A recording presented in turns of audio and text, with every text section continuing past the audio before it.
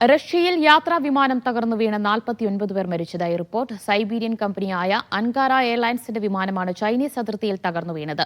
Amur പ്രവിശ്യയിലെ ടിൻറ്റയ്ക്ക് സമീപമാണ് അപകടം. റബി മുഹമ്മദ് വിവരങ്ങൾ നൽകും. റബി, വിമാനത്തിലെ മുഴുവൻ യാത്രക്കാരും മരിച്ചു എന്ന് തന്നെയാണ് റിപ്പോർട്ട്.